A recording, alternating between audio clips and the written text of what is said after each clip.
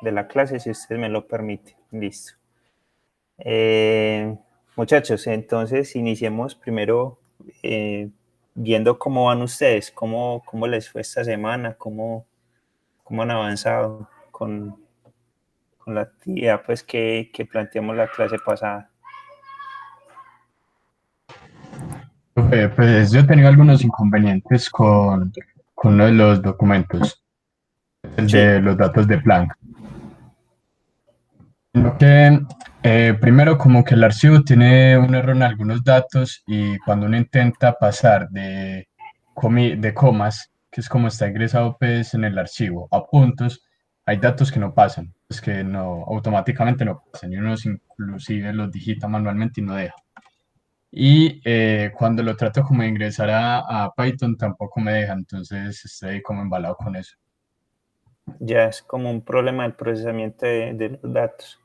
Sí, sí. Eh, yo voy a revisar a ver cómo están esos datos, porque igual, pues eso fue unos datos que descargamos el otro profesor y yo del mismo curso, de una base de datos pues que estaba reportada. Entonces, igual los datos siempre hay que hacerles pues como un procesamiento, pues como sacar los datos que son como malos o no sirven para poder hacer el ajuste. Entonces, por eso ahí había como una recomendación en el documento de que de pronto no tomar toda la escala de datos, sino más o menos la zona donde se evidencia como el comportamiento de los datos. Igual sígale intentando y yo voy a también a revisar a ver esos datos qué tal y les comento qué encuentro. Sí, pues sí tengo como una preguntita ahí con respecto al tema y es, ¿usted quiere que con lo de la radiación solar utilicemos pues, lo de Planck para hallar la temperatura de esos datos, ¿cierto? Que arrojaría Ajá, esos datos. Y utilizar el ajuste de Wine para también pues, hallar la temperatura del pico pues en sí, que sería como tal la temperatura del Sol, entre comillas, y comparar exacto. esos dos datos, ¿cierto? Sí, Y sí, para, lo que queremos es que se aplique el ajuste de bondad para verificar si los datos se ajustan a la curva del modelo de desplazamiento de Wine y a la de Planck. Entonces, para eso está pues como en el archivo script que yo les pasé, esa parte del fiteo de los datos, de buscar pues como las constantes, eso es como más o menos lo que se pretende con la actividad. y la duda también está en el bombillo, que pues a mí me dan como unos datos más bien exponenciales, entonces no sé ahí cómo cuadrar eso, pues no le encuentro como sentido a esos datos. Así a simple vista, no sé si es que estoy pasando algo por alto. Le da como un comportamiento exponencial. Sí, sí, o sea, empieza a crecer, a crecer, a crecer y ya llega un punto donde los datos se van acumulando pues más que todo como unos encima de otros. Entonces es como una línea que va aumentando su grosor. Al final de los datos llega un punto donde el mismo decrece a cero. Es un solo punto. Ya déjame mirar esa parte.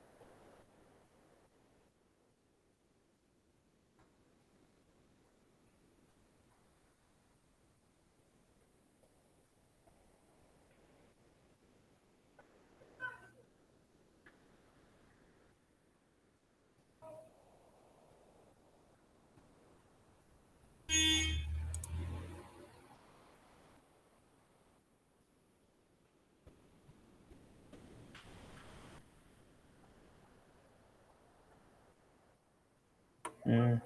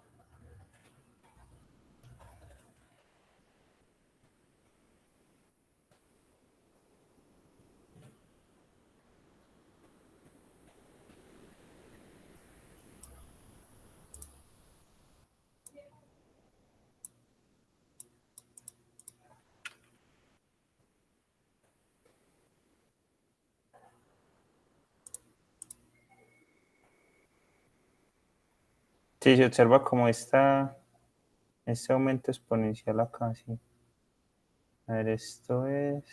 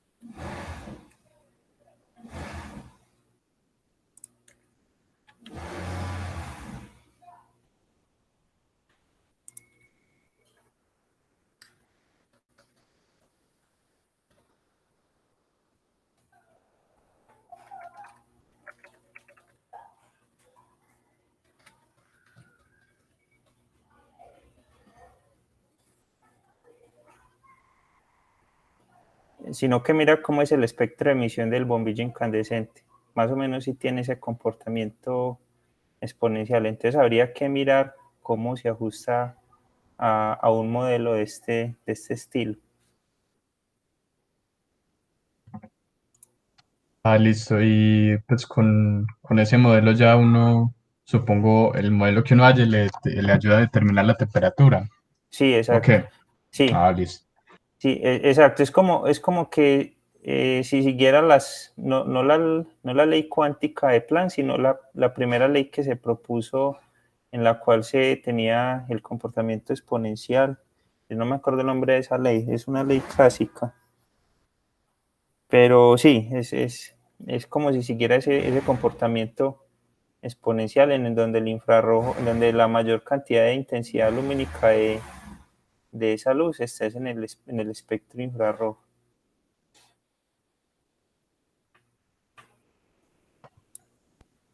Profe, gracias. Listo.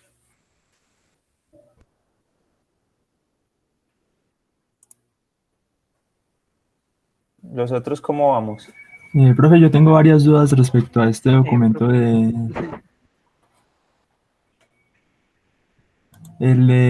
Planck de radiación solar. Se supone que la radiancia espectral disminuye a medida que uno se aleja del objeto que emite.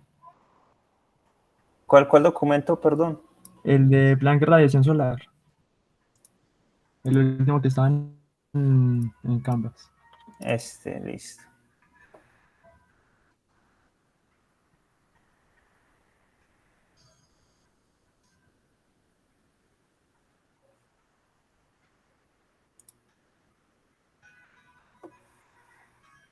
En este. Sí, en ese. Se supone que la radiancia debería de disminuir a medida que uno se aleja del objeto que emite.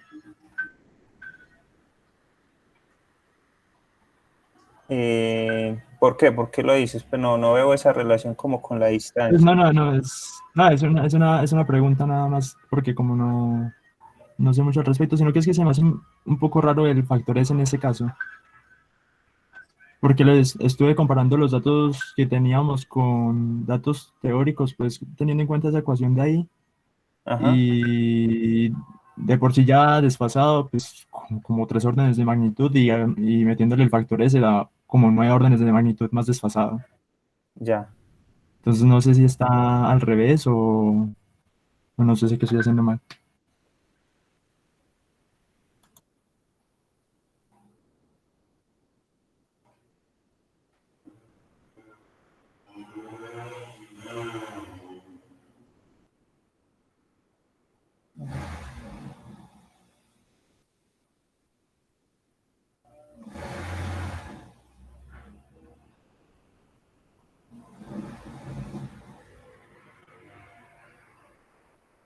Es posible que sea al revés. Es posible que la relación sea el objeto que recibe sobre el objeto, perdón, el objeto que emite sobre el objeto que recibe. Inténtalo así y de pronto nos ajusta mejor. Yo lo voy a intentar a ver.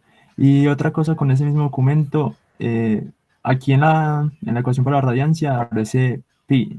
No lo he visto así en ningún otro lado. Lo he visto en todos lados como 2H frecuencia a la 3. O bueno, paso 3.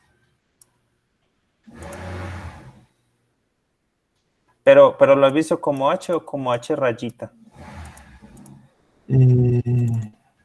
Como H, creo. Sí, como H. Como la constante de Planck, No la no la normaliza. otra. Sí. En todos los otros documentos que usted manda está como H y no sé ahí si es un error o Sí, guiémonos por esta. pH. Entonces, Sí. bueno.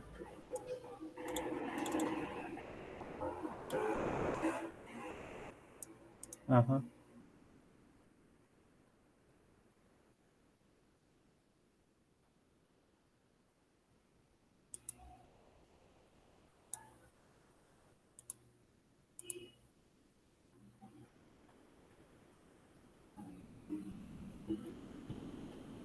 Eh, Hola, profe. Juan, ¿qué más?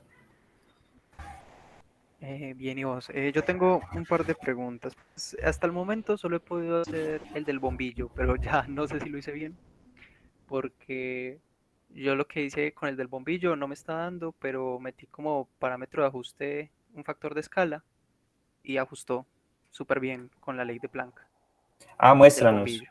Muéstranos de pronto.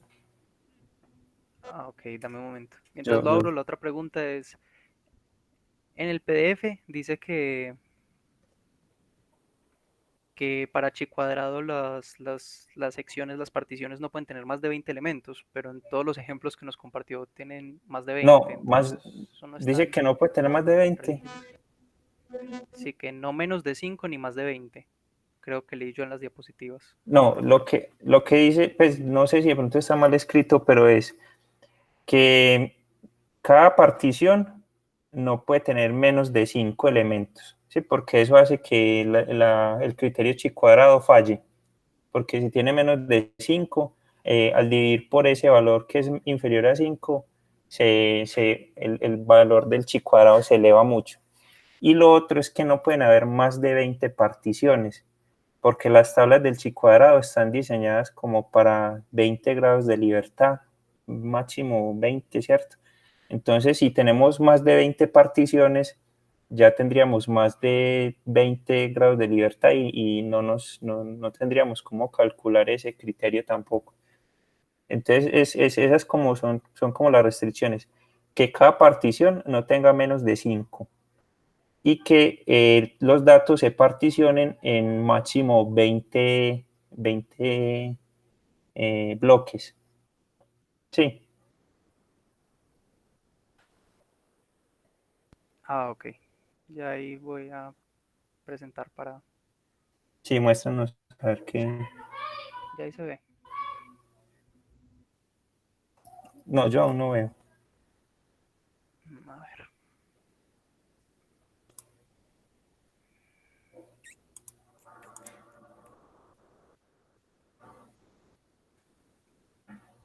ver, espera, yo miro a ver.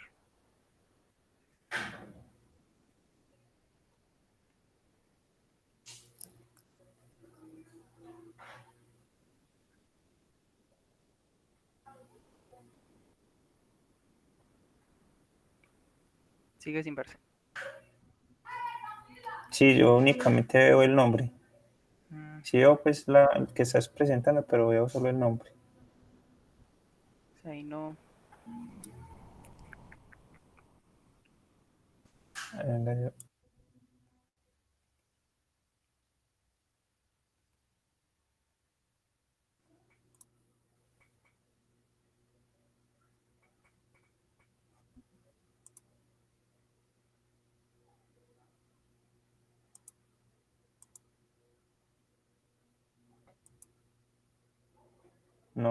No veo. Los otros muchachos ven. No. Yo sí veo que el compañero está presentando. ¿Qué será? Siempre me pasa el mismo problema. Yo,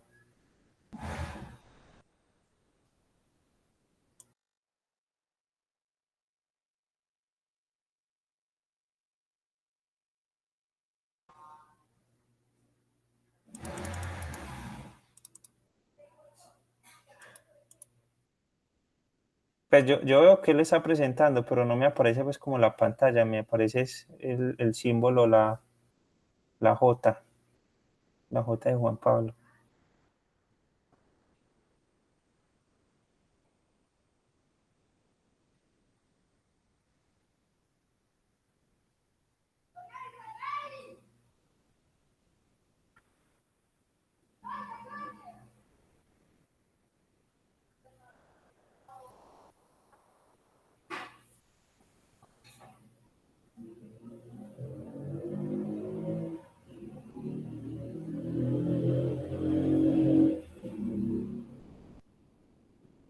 Aquí ya cambié el factor STS y ahí sí Ah, queda el bueno. mismo orden. Sí, puede ser ese el problema.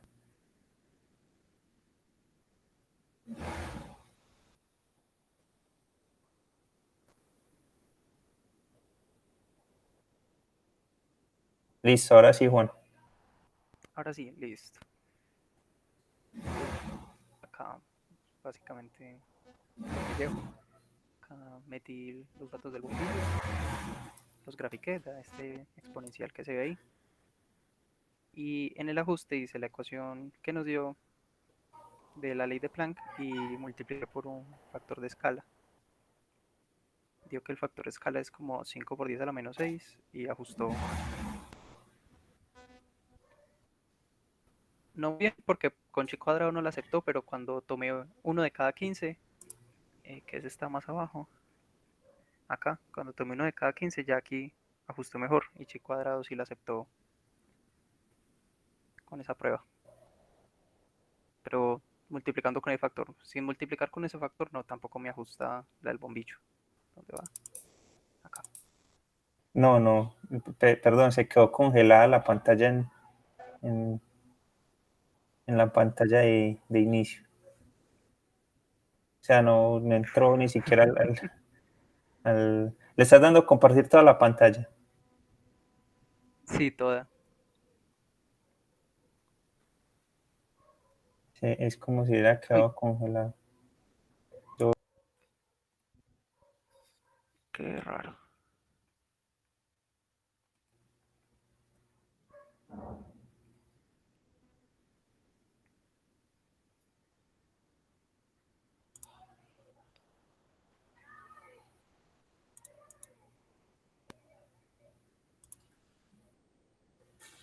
No me deja ver. Qué cosa. Qué raro. A ver, hagamos una cosa.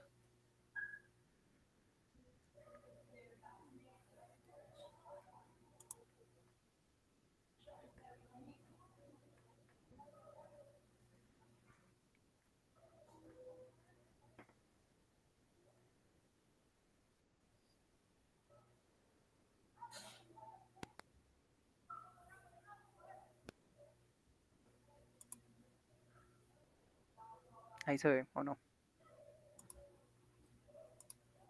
No, mira lo que yo veo.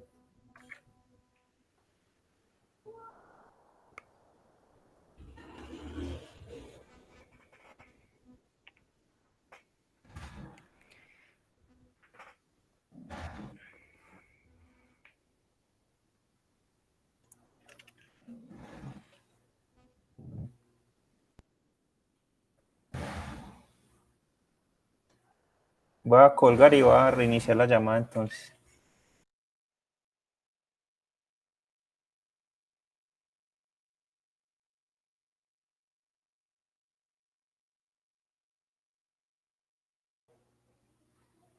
Ahora sí me dejó. Ahí sí estoy viendo. Ahora sí ya sí se ve el notebook. Sí. Sí, entonces está haciendo, digo, esta, la que vimos ahí, que graficó ahora, Ujú. Y esa es la ley de Planck. y pero multiplicada por este factor de escala, que si lo quito no ajusta, ni a palo. No sé.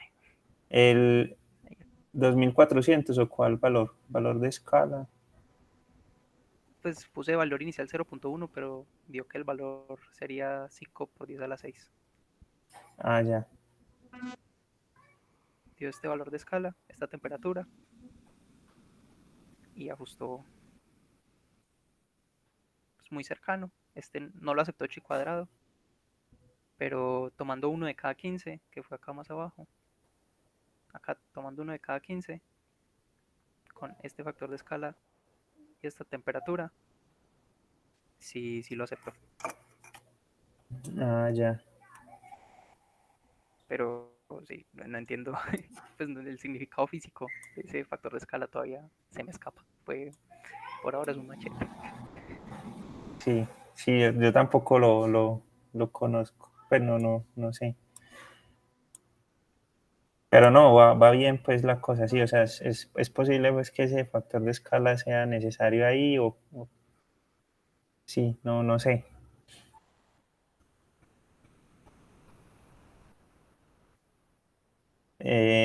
Sería bueno pues que intentáramos esa parte con el otro eh, con el otro modelo. No recuerdo bien el nombre en este momento. Eh, bueno, ya ahorita lo busco. Mm, bueno, muchachos, entonces hoy vamos a hablar un poquito de... Ah, Profe, dime. qué pena interrumpirlo ahí antes de que empiece. Pero yo por mi lado, yo no lo he logrado entender esa parte de la terminal del ajuste de la bondad. Yo no, pues sigo sin entender cómo manejar esa tabla con el chi. Ya, la tabla del chi cuadrado. No he podido avanzar, la verdad, por eso. Listo, dame un segundito.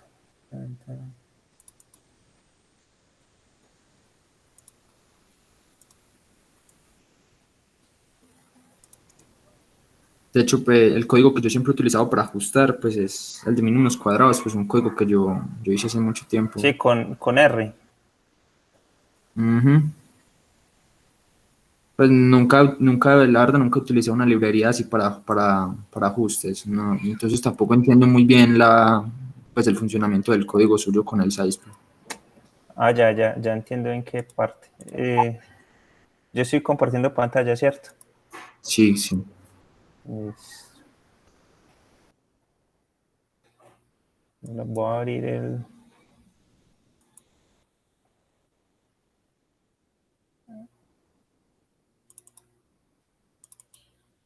del diodo.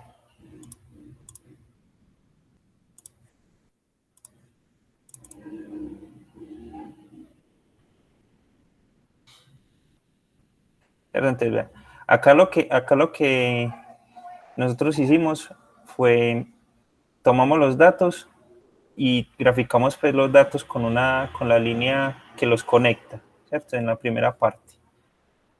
Esos son los datos pues del experimento. Luego nosotros sabemos que ese comportamiento del diodo, por ejemplo en este caso del diodo, el comportamiento del diodo debe seguir esta ecuación, ¿cierto? Entonces lo que hicimos fue con la librería, bueno, creamos una función, esta función que se llama diodo, que es esta misma ecuación, mira que es la corriente de saturación por el exponencial de Q por X, que en este caso X serían los voltajes del diodo, dividido N por una constante, que en este caso la constante sería la constante de Boltzmann por la temperatura y todo eso menos 1, ¿sí? O sea, aquí metimos la ecuación.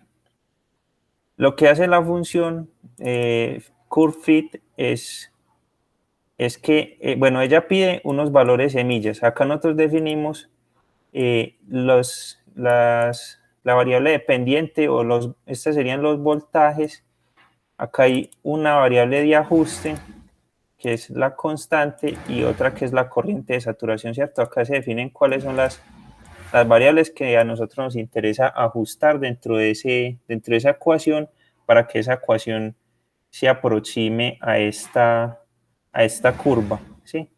O sea, aquí lo que hace él es que por un proceso iterativo, curve fit empieza a evaluar esa función que se llama diodo con unos parámetros X0. X0 en este caso fueron los voltajes, ¿cierto?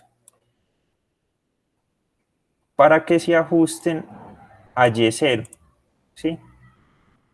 Teniendo en cuenta unos valores semilla. Los valores semilla son para la constante y la corriente de saturación. Entonces, la función lo que hace es que empieza a evaluar los valores de X0, obtiene unos y él verifica el error con respecto a los valores Y0, que son los que nosotros esperaríamos. Y en cuanto a eso, él empieza a ajustar los valores de la constante, en este caso de la constante de Boltzmann y de la corriente de saturación. Entonces nosotros acá le dimos como unos valores semilla, o sea, como de valores para que él inicie la iteración, ¿cierto? Uno dice, bueno, la constante de Boltzmann es más o menos del orden de por 10 a la menos 20 y la corriente de saturación del orden de por 10 a la menos 10, y él ya, después de que hace ese fiteo, entrega los valores que mejor se ajustaron para esos valores y que hacen que los voltajes con este modelo entregue los resultados que se obtuvieron experimentalmente. Eso es pues por una parte, ¿cierto? Ahí solamente se hizo el ajuste de la curva, ¿cierto? O sea, se obtuvo el valor de la constante y de las constantes que hacen que los voltajes medidos sigan esta ecuación para obtener las corrientes medidas. ¿Listo? ¿Y qué es COP? ¿Qué es COP? Eso es como otro parámetro que necesita o que entrega la función. Es como la covariancia o como el parámetro de ajuste. Ese sería como un R cuadrado pues dentro de la misma función para determinar qué tan bien se hizo este ajuste dentro de la función. Pero los que nosotros utilizamos acá son estos valores estos son los valores optimizados, ¿sí? Los valores optimizados y covarianza sería la covarianza de ese resultado del fiteo. Porque es que puede ser que el fiteo me entregue unos resultados, pero al final esos resultados no se ajusten a la función. Entonces, covariancia también a veces se evalúa para mirar qué tan bien se ajustaron esos valores. Pero como nosotros vamos a hacer un ajuste de bondad, o sea, nosotros vamos a hacer luego nuestro propio criterio para evaluar si este modelo se ajustó, por eso no se presenta este valor. ¿Sí?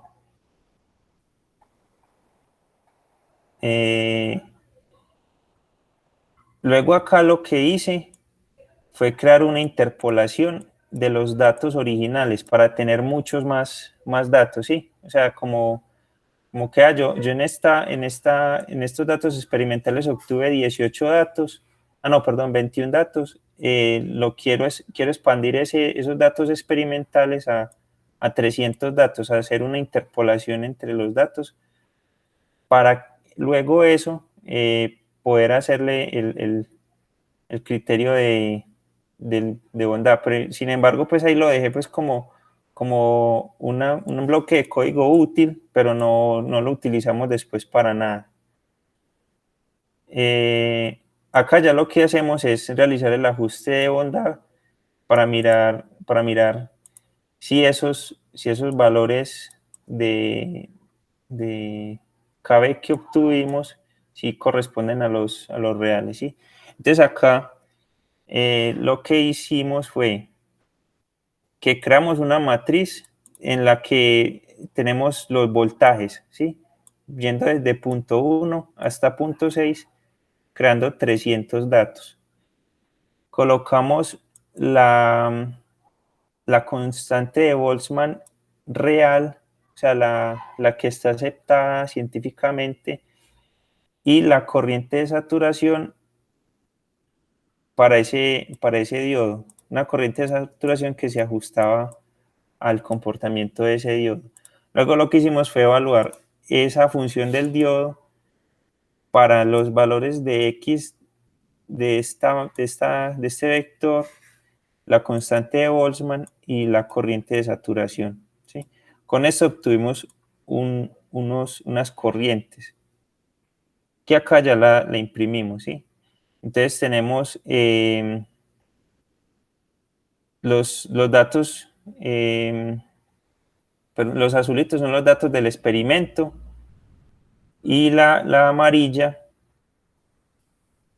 acá la nombré mal, la amarilla serían los datos que me dieron de utilizar la constante de Boltzmann con los valores de voltaje y una corriente de saturación para mirar si se ajustan las dos.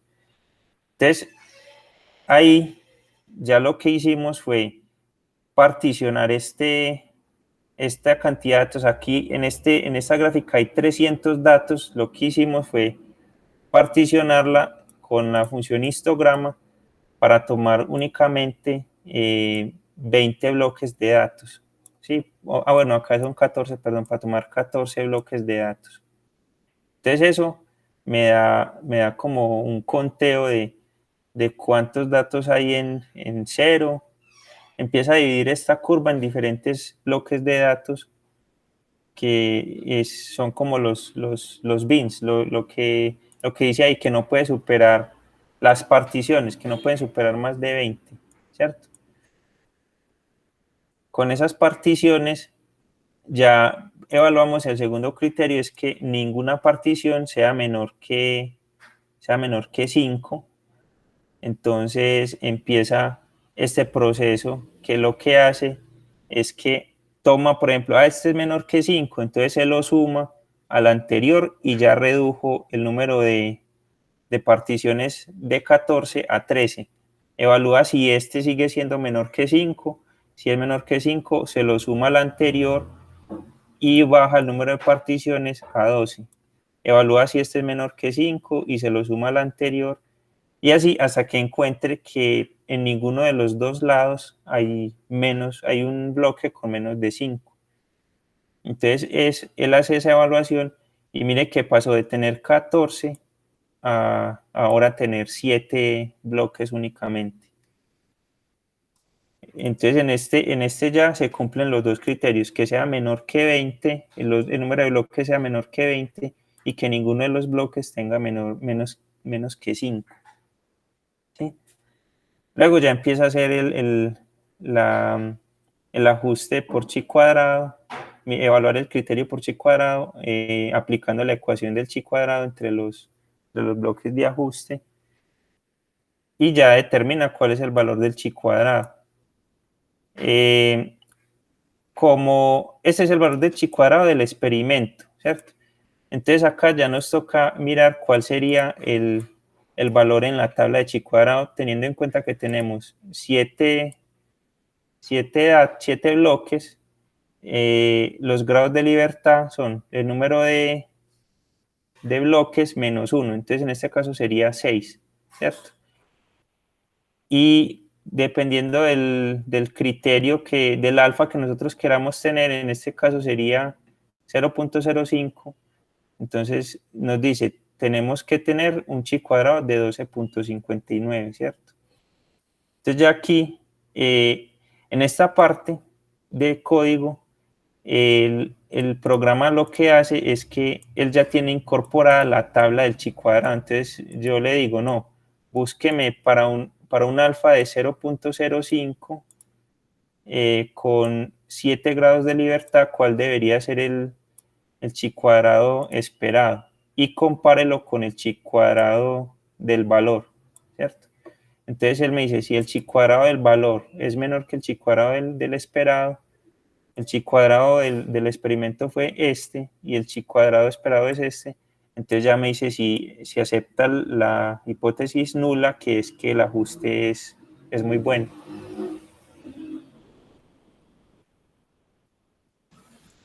Pues me recuerdo cuál es ese, qué arreglo es esa O que apareció ahí La O.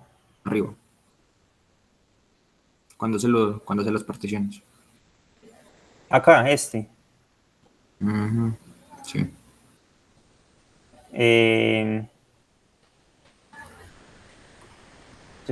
Yo muestro acá está la ecuación, ya no me acuerdo. Ahí. La E son los valores esperados, o sea, los valores que se obtuvieron de aplicar el modelo de ajuste, ¿cierto? De que yo reemplacé los valores de voltaje en la ecuación y él me dio los valores de corriente, ¿cierto? Esos son los valores esperados. Y la O son los valores medidos, o sea, los datos del experimento. Las corrientes. Sí. Sí. Sí. Bueno, no, muchas gracias. Sí, no, igual que cualquier cosa me comenta.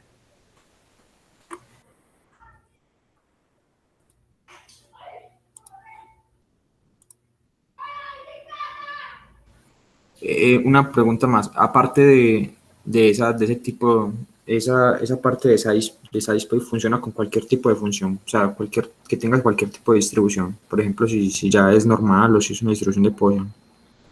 De Poisson sí, también funciona. Uno No sé si simplemente funciona con semillas y él ajusta lo que mejor parezca.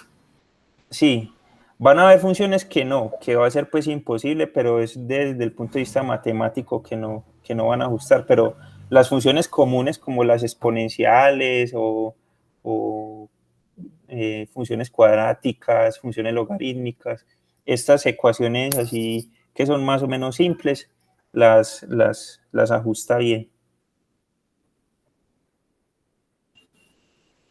Siempre hay que entregarle, pues, en los problemas que estamos tratamos con dos semillas, pues dos valores. El anterior fue la corriente y la constante, y en esos problemas sería la temperatura y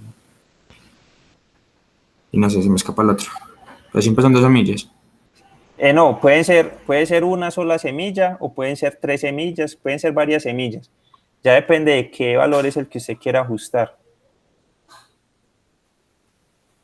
En este caso eran 2 porque para el modelo se necesitaba ajustar 2. O sea, en este caso nosotros conocíamos cuál era la carga del electrón, conocíamos el N, conocíamos la temperatura. Nuestro problema era conocer la constante de Boltzmann, pero tampoco conocíamos la corriente de saturación del diodo. Este es un parámetro que es propio del diodo. El orden como usted ingresa en esa tupla los valores iniciales es el mismo orden que tienen en la función, ¿cierto? Después de la variable. Sí, mira que yo la función la definí primero con la constante y después con la corriente de saturación, ¿sí? Entonces acá en la tupla también, la primera debe ser la constante y la segunda debe ser la corriente de saturación. Si necesitáramos ajustar otro valor, digamos que acá queríamos ajustar también la carga del electrón, entonces podríamos haber puesto acá carga del electrón, y acá en la tupla tendríamos que agregar un tercer valor para la carga del electrón. Pero a la función se le entrega es la tupla, y él ya ajusta y entrega los 3 valores que ajustó. Ah, listo.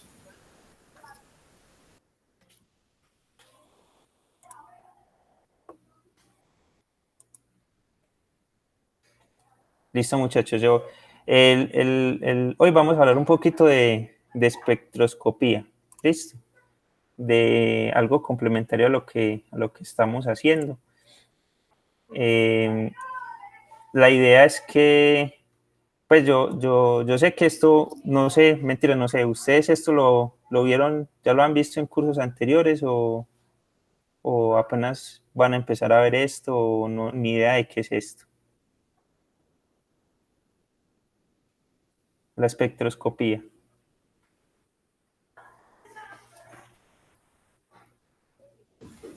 Yo recuerdo en Experimental 3 un experimento del número de AB. Había que mirar el espectro de, creo que era de un haz, o no sé, de alguna lámpara de mercurio, creo.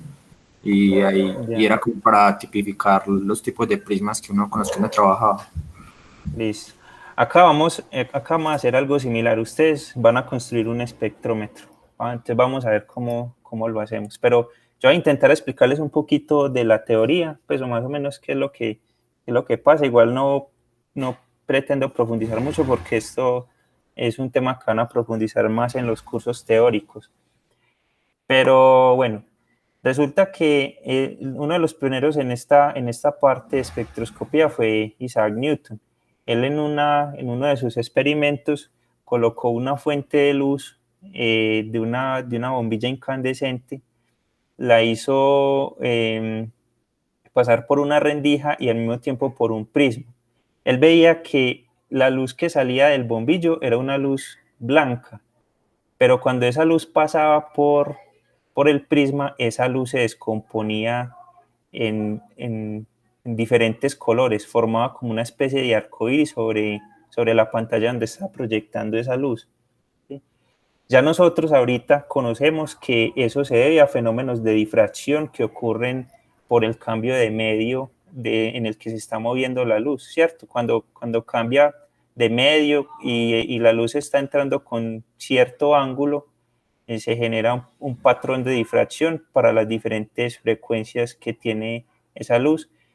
Y él observaba que esa luz tenía todos los colores del arco iris, ¿cierto? Ahorita podemos decir que tenía un espectro continuo, ¿cierto? Tenía un espectro visible continuo. Pero resulta que más adelante otros científicos, intentando replicar el experimento, utilizaron otros materiales. Entonces, por ejemplo, a alguien se le ocurrió utilizar una luz que fuera por medio de átomos de hidrógeno, ¿cierto? Entonces, le aplicaban altos voltajes a un bulbo que en el interior tenía hidrógeno en forma gaseosa, y al hacer pasar esto por el mismo experimento, notó que las luces o las líneas, el espectro que aparecía ya no era continuo, sino que tenía unas líneas específicas. A esto se le conoció como el espectro de emisión. Por otro lado, también experimentó con una luz como la bombilla incandescente, una luz con un espectro que se sabía que tenía un espectro continuo, y por decir algo, en el mismo bulbo con hidrógeno, se hacía pasar esa luz por esa muestra de ese mismo material, y se observaba también ese espectro que reflejaba. Lo que se encontró en ese experimento es que tanto el espectro que se conocía como de emisión, o sea, el espectro que emitía el material, como el espectro que absorbía el material de otra fuente lumínica, eran complementarios. ¿Sí ven? O sea, el material solamente mandaba ciertas líneas del espectro de luz. En este caso, absorbía esas líneas del espectro de luz que le estaba llegando. Entonces, hicieron experimentos con muchos materiales y se dieron cuenta que de manera empírica esa muestra de esas líneas que presentaban los materiales seguían esta ecuación en la que se estaba relacionada con unos parámetros n, la longitud de onda a la que pertenecía las de luz, y la constante de Rydberg, una constante que ellos mismos plantearon. Pero este era un fenómeno que no tenía explicación desde el punto de vista clásico. Ellos encontraron esta ecuación empírica, miraron diferentes materiales y se dieron cuenta que cada material tenía su propio espectro. Eso lo empezaron a considerar como si fuera la huella digital de cada material. Pero fue más adelante cuando Bohr planteó su modelo del átomo, que se le empezó a encontrar una explicación a ese fenómeno que pasaba. Resulta que esas líneas correspondían al cambio que tenían los electrones entre los diferentes niveles de valencia del átomo. ¿Sí? Los diferentes niveles de energía. Cuando había un cambio grande de energía, esa energía seguía la ley de una de las leyes planteadas por Planck, que la energía estaba cuantizada.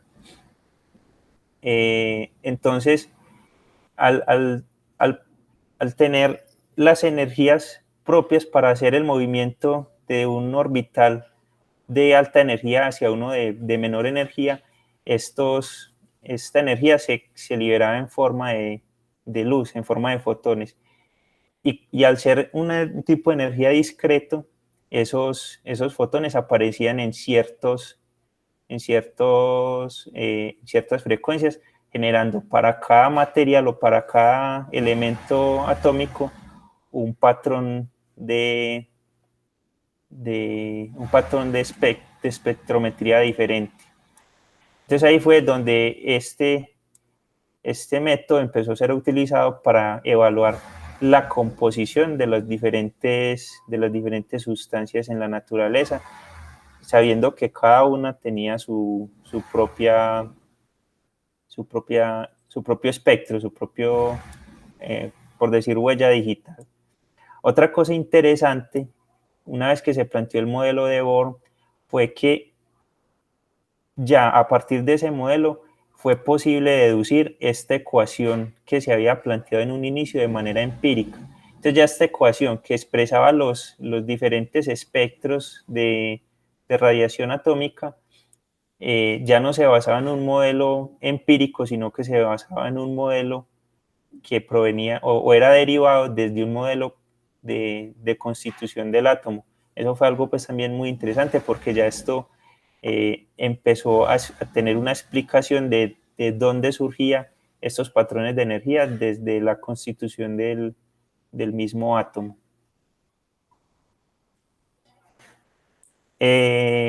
Nuestra actividad ahorita va a ser que nosotros vamos a construir un espectrómetro. Bueno, perdón, aquí me falta explicarles algo. Entonces,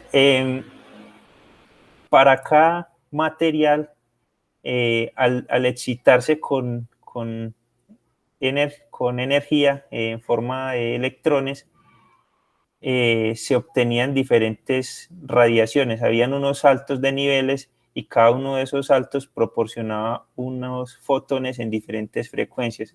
Entonces, acá se puede observar que la mayoría de esos electrones, de esos fotones se liberan con alta energía en el espectro del ultravioleta.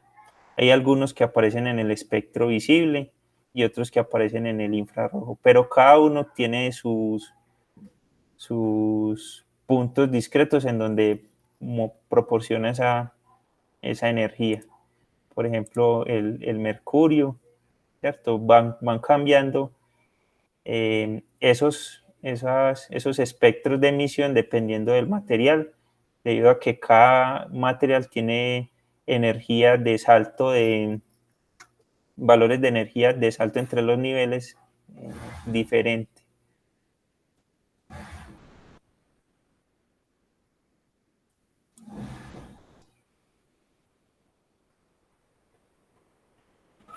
Listo. Ahora lo que nosotros vamos a hacer es que vamos a intentar montar un espectrómetro de difracción. Los materiales que vamos a utilizar van a ser una cámara, puede ser la cámara del celular o una cámara web, una caja, un DVD, se prefiere que sea un DVD virgen, pintura negra y cinta. Entonces, como ven, son pues materiales fáciles de adquirir. Acá les doy pues como un poquito de la teoría.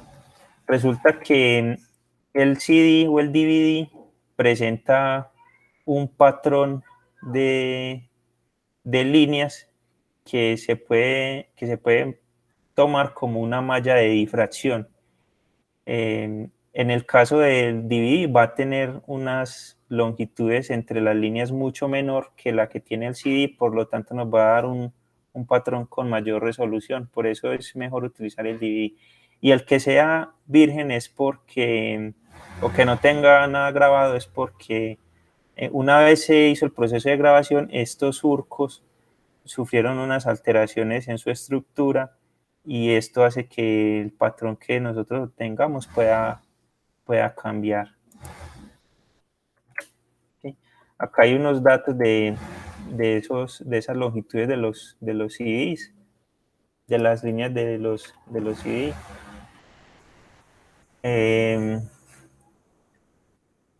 Datos de la sensitividad espectral y de algunas cámaras que poseen unos filtros para poder interpretar los colores.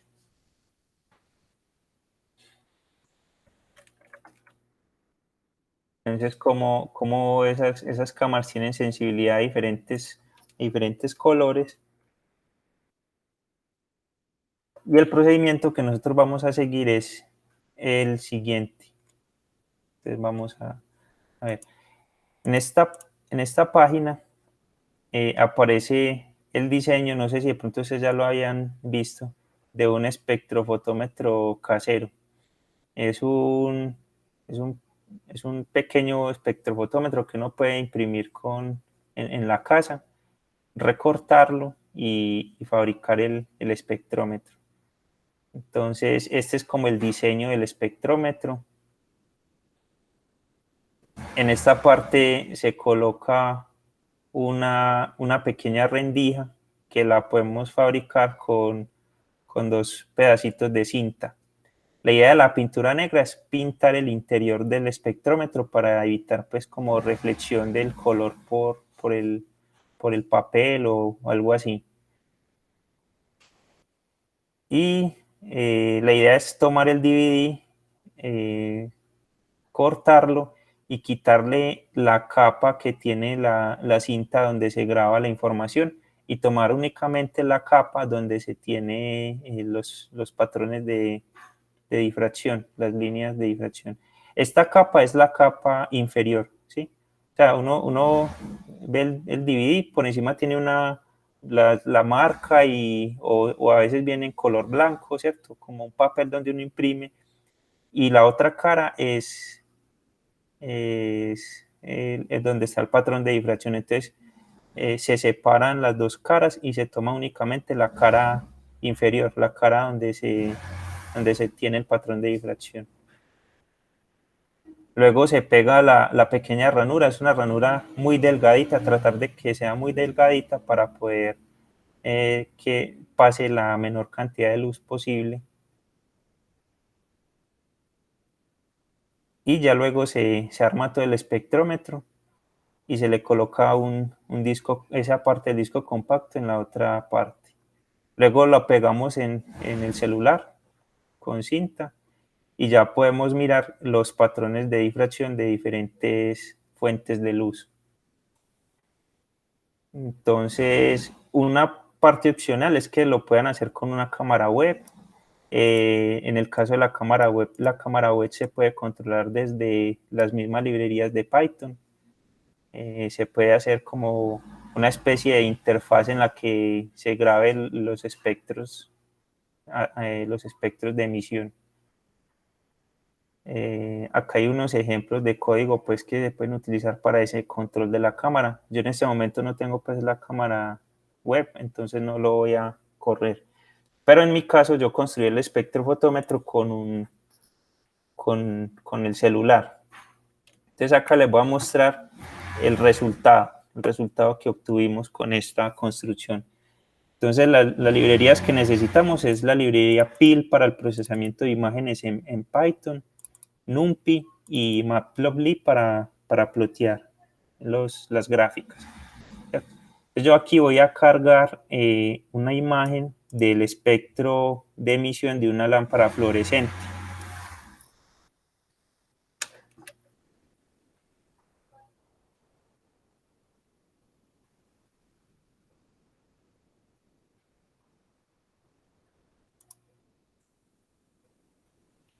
Listo, entonces, en mi caso, con el espectrómetro y con la cámara del celular, capturé esta imagen en la que se observa el espectro de emisión de la lámpara fluorescente, en donde se ven unas líneas de alta intensidad. No sé si las están observando. Ya aquí la idea es que cojamos esta imagen y le hagamos un pequeño procesamiento para poder determinar esa información. Entonces, acá lo que voy a hacer es que yo veo que está un poquito torcida el espectro, yo quiero que quede completamente horizontal. Yo voy a tomar el espectro de esta parte, el de la mitad. Entonces le voy a aplicar una rotación de 1 grado para que quede un poquito más derecho. Bueno, igual no debía rotarlo, pero en el caso, pues quise poner esa parte del código para que tuvieran como el ejemplo. Entonces ahí con la rotación, miren que aquí aparece una pequeña rotación en la imagen y esta ya se endereza un poco. Luego lo que vamos a hacer es que vamos a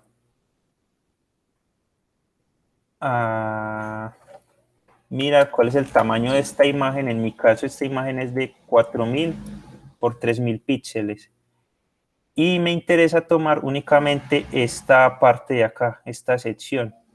Entonces acá lo que sigue es recortar una pequeña región de la imagen. Entonces voy a recortar.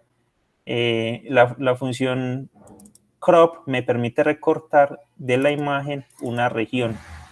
Esa región está definida por un píxel inicial a la izquierda, un píxel inicial arriba, un píxel final a la derecha y un píxel final hacia abajo. Entonces yo pienso tomar más o menos este cuadrito. Si esta imagen mide de ancho 4000, entonces iniciar más o menos en 1000 y terminar más o menos en 3000. Y si mide 3000 de ancho, yo veo que esto está más o menos en 1200, en 1300 y hasta 1500 o 1600. Bueno, igual yo hice pues un proceso iterativo y encontré en mi imagen cuáles eran la medida de los píxeles para recortar, ¿cierto?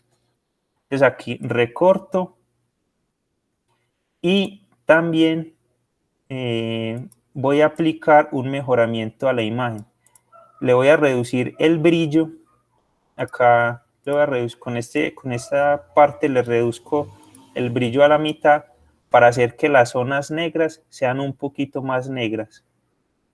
Y también le voy a aumentar el contraste para que los colores se vean más definidos con respecto a la zona negra. Entonces vean el resultado. Profe, qué pena, ¿puede aumentar el tamaño del...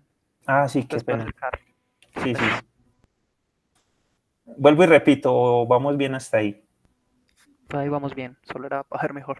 Listo, acá antes saqué esta parte y miren que acá ya me quedó recortado, se ve un poquito más negro. ¿Algún problema con hacerlo con el editor del celular? ¿Cómo?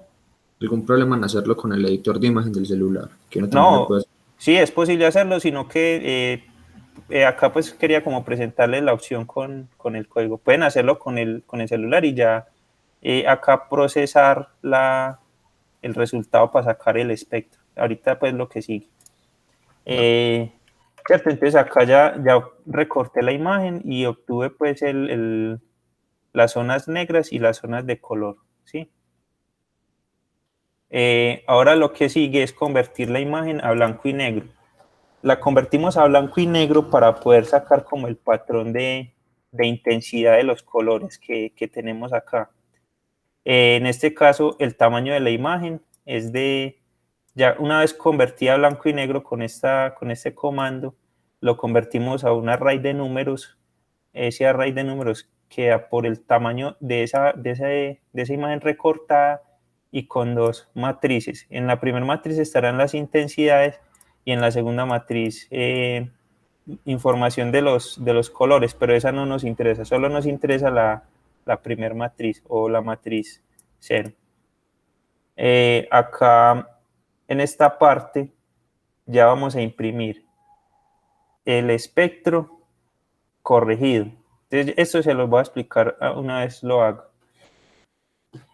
Voy a tomar de esa imagen solamente la línea que corresponde a la 100, ¿cierto? O sea, voy a tomar una sola línea, voy a tomar la 100, todos los puntos de esa línea 100 en la matriz 0. Esa es la que vamos a imprimir. Y acá lo que vamos a hacer es que vamos a corregir esa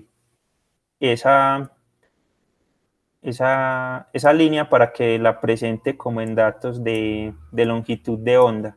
Entonces, en mi caso, esto también lo hice pues varias veces hasta que pude encontrar este resultado.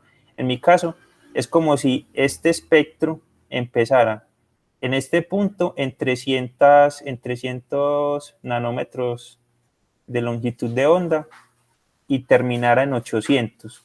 ¿Sí? Eso fue pues un proceso iterativo, yo lo hice, ya les voy a mostrar cómo lo hice. Entonces, esta parte de acá, este último dato es 500, que es la diferencia entre 800 y 300, dividido 1800, que es la cantidad de datos que hay en esa línea de la imagen, ¿sí? Entonces, después de que hice eso, imprimí ese en blanco y negro y obtuve este patrón de este espectro de la luz. Ya lo que hice fue buscar un espectro para luz fluorescente y comparar más o menos esos picos en los valores donde se encuentran. Entonces mire que por ejemplo acá tengo el pico más o menos a 425, este glóbulo acá sí se ve muy pronunciado, ¿cierto? Se ve el pico en verde, que es más o menos en 560. Se vería el pico, el bulbo de amarillo, que sería este, y por acá después de los 700 se vería el bulbo en rojo. Entonces, pues a pesar de que no es el superespectrómetro, se tiene pues un buen resultado con él. A mí me pareció bacano el resultado y lo hice con varios elementos. Entonces este fue el de la lámpara fluorescente. Hice otro ejemplo con la llama de una vela. Entonces acá ya pues voy a correr el código completo, todo el código, y ya les vamos a dar únicamente el resultado. Entonces este fue el espectro de la llama de la vela. Tiene un pico por acá en la luz naranjada. Y ese es el espectro esperado y ese fue el espectro que yo obtuve con mi espectrómetro. En realidad, el espectro de la llama continúa creciendo en el infrarrojo. porque pues la mayor cantidad de energía que, que la llama genera está en ese espectro de calor, ¿cierto? Sin embargo, pues como la cámara que yo utilicé, la del celular, tiene un filtro infrarrojo, es decir, no deja pasar esa luz infrarroja muy bien, entonces me cancela esa información del infrarrojo y por eso no la veo acá. En este caso, este ejemplo 3 es un bulbo incandescente. Cogí una lámpara pues de bulbo incandescente y le hice también el mismo procedimiento. Obtuve este patrón de espectro. Y la misma cosa, esas lámparas generan mucha radiación en el espectro infrarrojo. En mi caso obtuve este comportamiento, ¿cierto?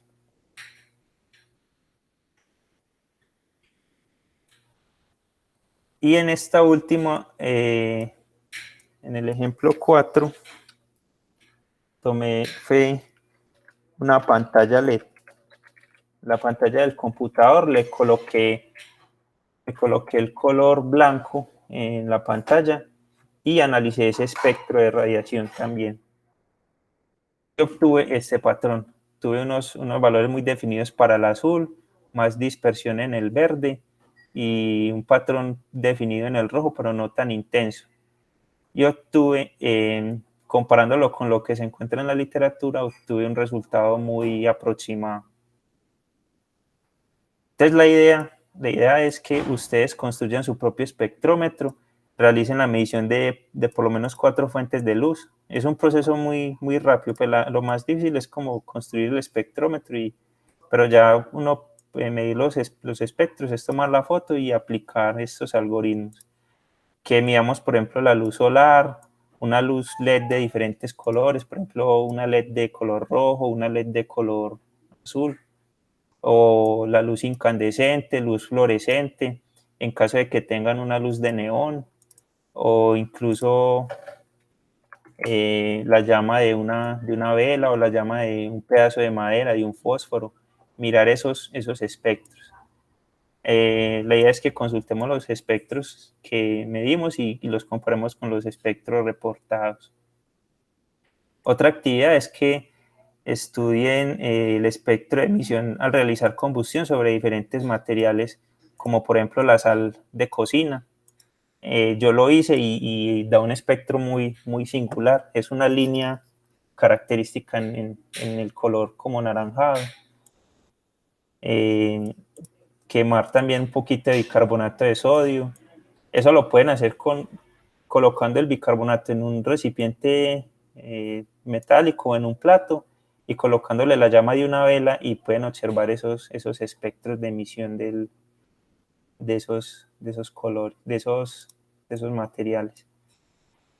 Y también evaluar el espectro de transmisión de alguna sustancia como leche. Entonces, de pronto poner sobre una laminita de vidrio una gotica de leche, esparcirla y hacerla pasar con una fuente de luz que ya sea conocida. Por ejemplo, así como los experimentos que les mencioné ahorita, que tenían una fuente de luz con un espectro conocido, por ejemplo, el espectro LED o el de la luz incandescente, y compararlo después con el espectro que se obtiene al hacer pasar por la sustancia.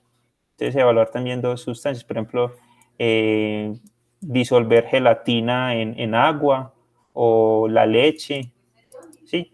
Evaluar ese tipo de sustancias.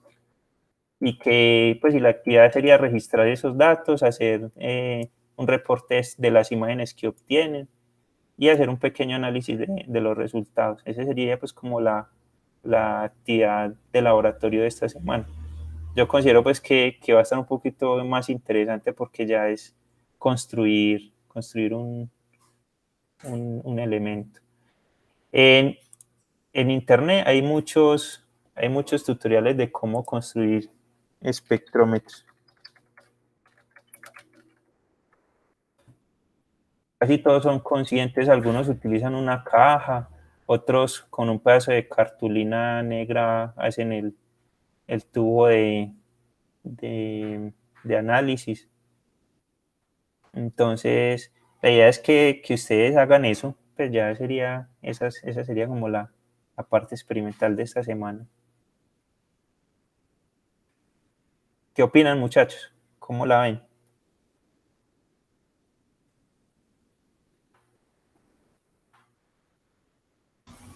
Pero ¿cómo sería con lo de la leche y eso? Yo sí no me lo entendí. Con la leche. Esperen, yo les hago un dibujito por acá. Sería el experimento con la leche o con algún otro o con alguna otra sustancia sería como este, ¿cierto? Entonces, nosotros tenemos, sería como replicar este experimento. Teníamos una fuente conocida que sería, por decir algo, el espectro de luz incandescente, que es un espectro continuo. Y que cuando le pongamos la leche o otra sustancia, mirar cómo cambian esos espectros o qué tanta luz absorbe ese espectro, cómo reduce la emisividad de ciertas frecuencias o algo así. Ese sería pues como el experimento ahí. Entonces, ¿cómo sería? Ah, como coger un vaso de leche de vidrio, ¿cierto? Pero no puede ser un vaso porque igual pues esta luz no es tan intensa y el vaso no lo va a atravesar. Entonces yo diría que pronto ponerlo en un pedacito de vidrio, o sea, o entre dos, de pronto recortar dos pedacitos de vidrio, dos pedacitos de plástico y poner una pequeña gota de leche ahí y hacer que la luz pase por esa pequeña gota de leche. ¿Sí me entiende? De pronto yo no sé si ustedes han hecho experimentos de biología. Yo creo que no, pero por ejemplo, yo les muestro. Sí, las láminas las utilizan en microscopía. Exacto. Pero ¿quién? Pues ¿dónde consiguieron una lámina de esas? No, pero como le digo, de pronto, pues no hacerlo con eso, sino comprar una hoja de acetato. O sea, es como hacer esto, ¿cierto? Acá en vez de la muestra pondríamos la gota de leche, pero entonces, ¿cómo sería? Comprar una hoja de acetato, recortar dos rectangulitos y poner en el interior. O sea, tenemos, recortamos el acetato, tenemos acá un cuadrito de acetato, después ponemos la gotica de leche y después le ponemos encima el otro rectangulito de acetato y ya los presionamos y ahí quedaría la muestra. O sea, una hoja de esas de acetato transparente que venden en las papelerías.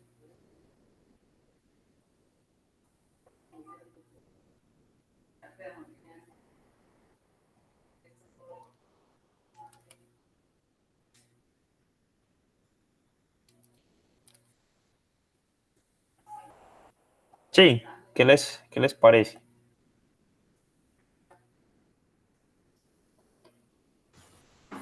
Sí. Sí, sería para cuándo, para el próximo viernes. Sí, tratemos de hacerlo para el próximo viernes. Igual yo acá en Canva ya les voy a activar la actividad.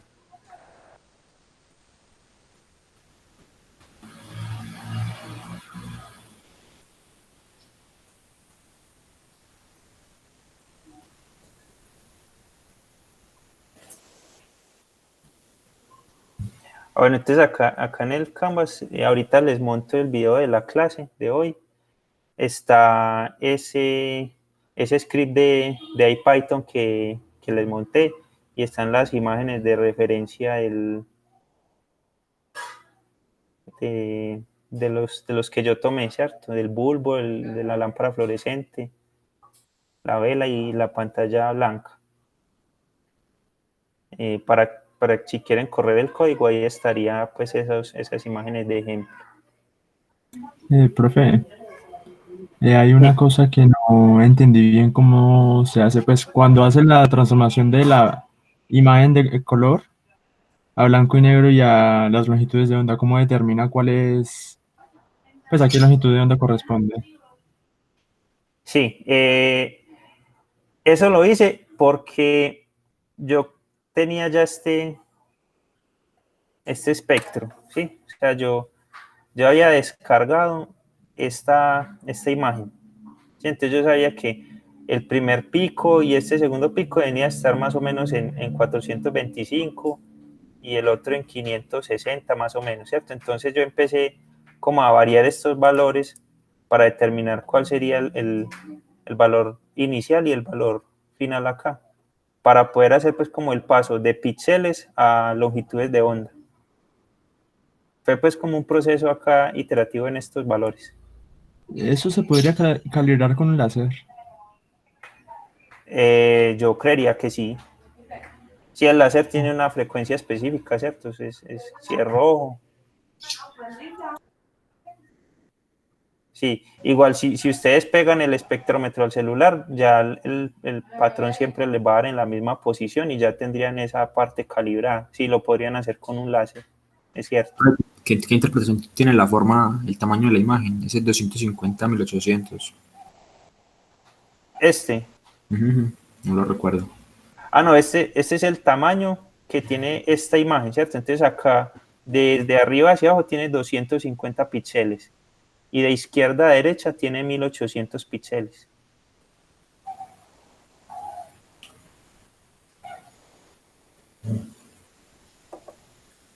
Entonces yo, como acá se gráficas todo toda una línea, ¿cierto? Por decir algo, la línea 100 sería por acá más o menos, entonces toda esta línea pequeñita,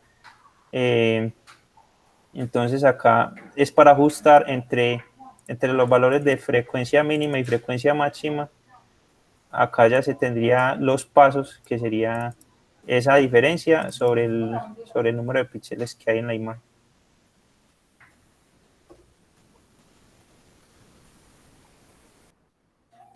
O sea, nosotros solo cogemos una franja, verticalmente nos paramos solo en una fila. Exacto. Y graficamos solamente esta fila de acá, la número 100. Nosotros por cada pizza, de esa división que haces en ese array, simplemente coges cada punto de intensidad y ese es el que nos muestra el espectro. Ajá, exacto. Ya.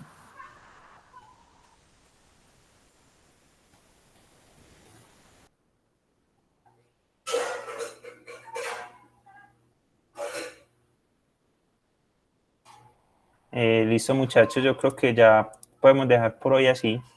Tengo otra pregunta. Para esto, para esto la espectroscopía, ¿funcionaría mejor un DVD o un prisma? Creo que el prisma, pero no estoy seguro, no sé. Si acaso no hay problema con hacerlo con un prisma. No creo, ensaya, no creo que haya problema.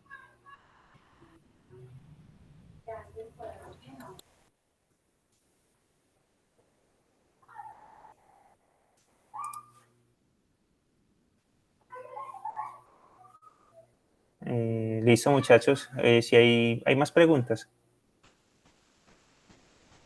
Profe, solo una observación pues, en la calificación de la tarea anterior. Sí, dime. Bueno, usted a mí me puso que no y le había reportado el valor de la corriente saturada y en el coso sí estaba. Entonces, Sí está, bueno, yo ahorita reviso bien esa parte. y sí, también estaba con el error. Entonces, Listo, sí, yo ahorita vuelvo y lo miro, no problema. bueno, profe, gracias.